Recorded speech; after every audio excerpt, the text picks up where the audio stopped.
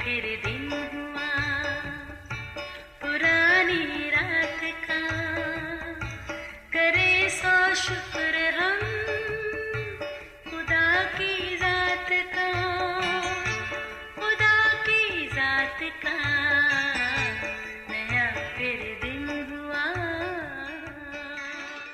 आज की आयत। आदमी का दिल फिक्रमंदी से दब जाता है लेकिन अच्छी खबर से खुश होता है। इमसाल 12 बाब 25वीं आयत। अजीज़ों, अगर हम सोचें तो बिलाशुबा खुदा ताला की दी हुई बरकतों के नंबर में गुजरते वक्त के साथ इजाफा होता रहता है, जो शुक्रगुजारी के नए मौके फराहम करता है। जी अजीज़ों, भूख, प्यास और नींद, क्या ये उसकी अनायत करदा अनमोल बरकत नहीं? दर हकीकत यही तो हमारी ज़िंदगी के वो बुनियादी अवामिल हैं जो अगर तो हमारी नॉर्मल रूटीन में चलते रहें तो इन एहसासात और जज्बात का असर इस कदर मुस्बत अंदाज में होता है कि इनकी वजह से हमारी ज़िंदगी दिलकश हो जाती है।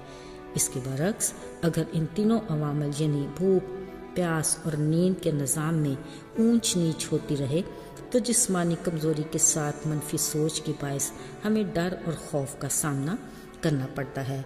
ऐसी कैफियत हमारी सलाहियतों और काबिलियत को बुरी तरह मुतासिर करती है। यूं हम अपनी रोज़मर्रा ज़िंदगी में तरक्की की दौड़ में पीछे रह जाते हैं। अजीज़ों, फिर हम खुद को ऐसे मकाम पर पाते हैं जहां अनजाने वसवसे और अंदेशे हमें बुरी तरह घेर लेते हैं। मुसलसल फिक्र और परेशानी हमारे हवास पर मुसल्लत हो जाती है। ज़ाहिरी बात है, अदम तवाज़ुन के बायस हम ज़हनी दबाव और असाबी तनाव का शिकार हो जाते हैं। अजीज़ों, जहाँ जदीद टेक्नोलॉजी ने और बहुत सारी इजादात की हैं, वहाँ नफ्सियाती अमराज के इलाज में भी इंसान का मददगार बना। अगरचे ये सब कुछ वक्ती आराम और सुकून की बात है और ये भी ढका छुपा नहीं कि इनके असरात भी नाकाबिल बर्दाश्त हैं, बावजूद इसके हर पल अच्छे की उम्मीद में ये सब कुछ जारी और सारी है। अजीज़ों, असल में हमारे जिस्म की कमज़ोरी ही हमारी रूह की कमज़ोरी है, लेकिन मुस्बत सोच में इतनी तासीर है कि वो हमारे जिस्म को भी ताकत देती है और हमारी रूह में भी ताजगी और बहाली का सबब बनती है। इसके बरक्स मुस्बत सोच हमारे जिस्म के साथ हमारी रूह को भी कमज़ोर बना देती है। अजीज़ों, मनफी और मुस्बत सोचों के ताने बाने हमारे जिस्म और रूह समेत हमारे खालिक खुदा से जुड़े हैं।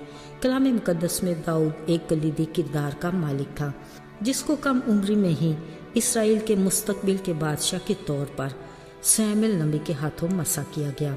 अगरचे खुदा के मुकर्रर वक्त तक उसे बादशाही के तख्त पर पहुंचते काफ़ी साल लगे, मगर इस दौरान खुदा ने उसे ऐसे तजर्बात से गुजारा जिसके बायस वो खुदावंद में और मजबूत हुआ। बाज़ औक़ात तो उसका दिल नहायत खुश होता।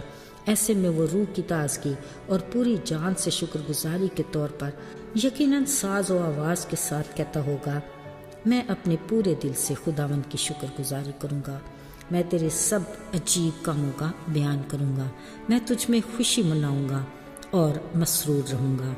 इसके बरक्स वो अक्सर साउल बादशाह के हाथों परेशान और मायूस भी होता, इतना कि वो कई बार अपनी जान बचाता भागता फिरता, पर उसका मुकम्मल ईमान, यकीन और भरोसा खुदावंद अपने खुदा पर था।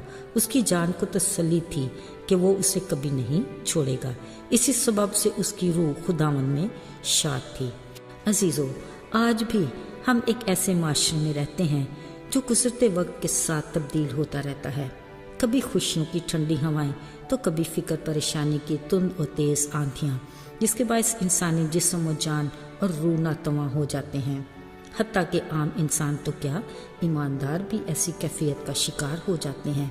ऐसे में हमें रूहानी तबीब यानी खुदावंद की ज़रूरत है, जो हमारे जहन की परेशानी और दिल की बेचैनी का इलाज करने की कुदरत रखता है।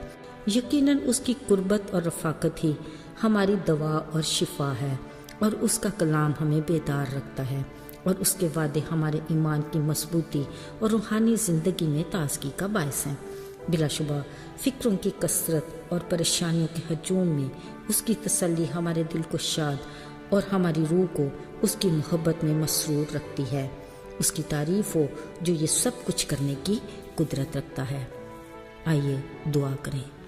आए खुदावंद, हम तेरे शुक्रगुजार हैं کہ جب بھی ہمارے دل میں فکروں کی کثرت ہوئی، فقط تیری تسلی ہی ہمارے دل کو شاد کرتی ہے اور ہماری روح کو تقویت دیتی ہے۔